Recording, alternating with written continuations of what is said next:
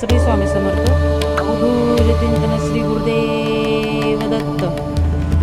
गुरुवार विशेष गरिबी दूर करण्यासाठी गुरुदत्तांचा प्रभावी उपाय.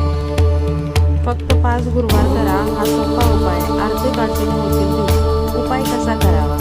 गुरुवारी सकाळी लवकर उठून आंघोळ करून पिवळे वस्त्र परिधान करून मंदिरात जावे किंवा आपल्या देवघराच्या दत्त महाराजांच्या फोटोसमोर जावे. फोटोसमोर किंवा मंदिरात पिवळे वस्त्र ठेवावे.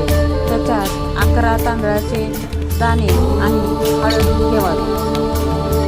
तुपाचा दिवा लावावा, अगरबत्ती लावा आणि 108 वेळा श्री गुरुदेव दत्त या मंत्राचा जप करावा. जप झाल्यावर ते पिवळे कापड घडी करून घरी आणावे.